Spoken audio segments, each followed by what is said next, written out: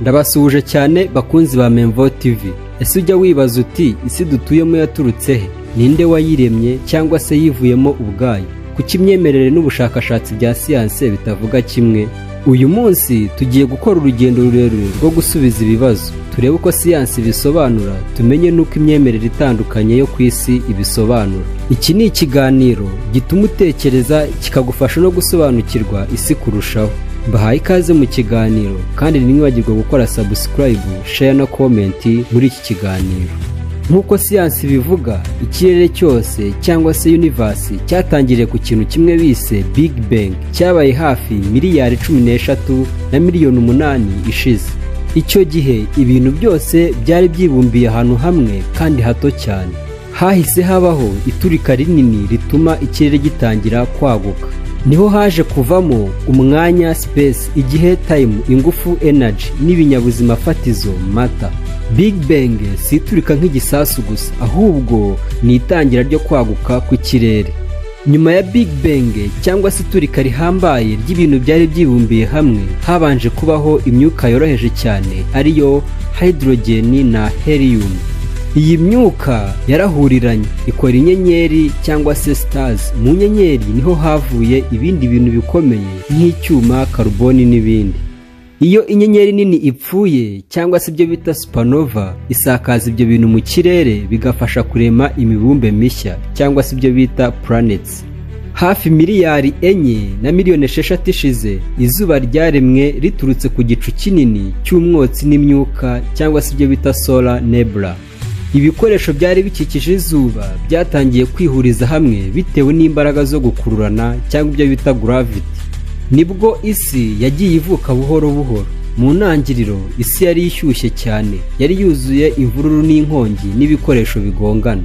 Nyuma y'igihe isi yarakonje buhoro buhoro, haje kubaho igice gishyuha cyane cyo mu nda y'isi cyangwa icyo bita core, n'igikonje cyane cyo hejuru bita crust.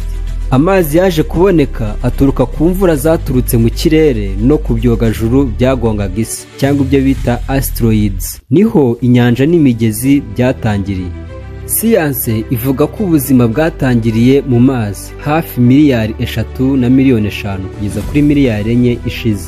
Ibintu byagizemo uruhare harimo amazi, ubushyuhe bukwiye, imiti kamere cyangwa se amakemikozi, ingufu zituruka ku zuba n'inkuba. Ubuzima bwatangiriye ku binyabuzima byoroheje cyane, microorganisms. Hanyuma buhoro buhoro bugenda bwiyongera, bigizwemo uruhare na evolution, ihindagurika ry'ibinyabuzima. Nk'uko Charles Darwin yabivuze, ibinyabuzima bihinduka bitewe n'ibihe n'ibidukikije. Ibishoboye kwihanganira ibihe bikomeza kubaho, ibitabishoboye biracika. Nibwo havuyemo ibimera, inyamaswa zo mu mazi, inyamaswa zo ku butaka. Amaherezo umuntu aravuka nk'igice cy'iyo nzira ndende. Nk'uko siyansi bisobanura, isi yaturutse ku bigize ikirere byabanje kuremwa na Big Bang cyangwa se iturika rihambaye ry'ibintu byari byibumbiye hamwe nk'uko twabigarutseho hejuru.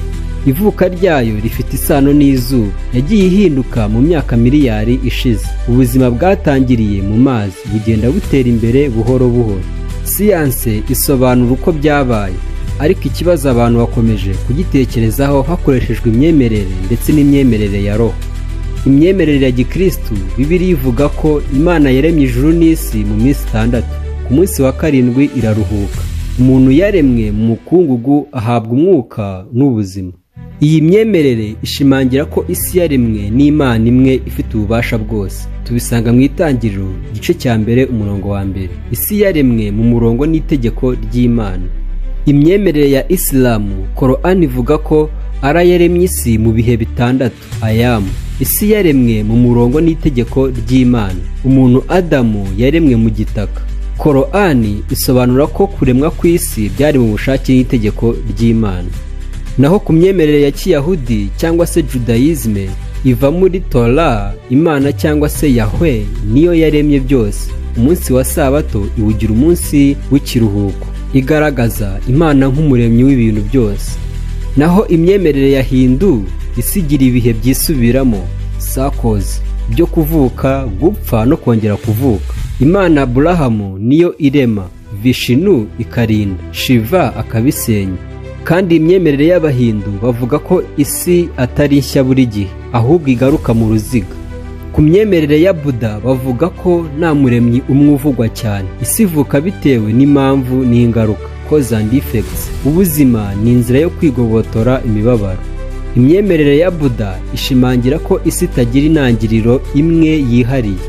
Imyemerere ya Afurika gakondo bavuga ko hari Imana nkuru, Imana, Ruhanga, Nyagasani n'andi mazina yaremye isi n'abantu, ariko ikifashisha ibiremwa n'imyuka kamere ifatwa nk'imitagatifu. Isi ifitanye isano n'abazima n'abapfuye cyangwa se abo bita abazimu. Naho imyemerere y'abanyamisiri ba kera, Ancient Egypt, isi yaturutse mu mazi ya mbere, ibyo bakunda kwita Nani. Imana Etumu cyangwa Ra yivuyemo ikarema ibindi byose. Amazi afatwa nk'intangiriro y'ubuzima bwose. Imyemerere y'abagereki ba kera, mu ntangiriro hariho Chaos, akajagari, havuyemo Gaya, isi, Uranus, ikirere n'izindi mana. Isi yavutse mu kavuyo igenda igira gahunda.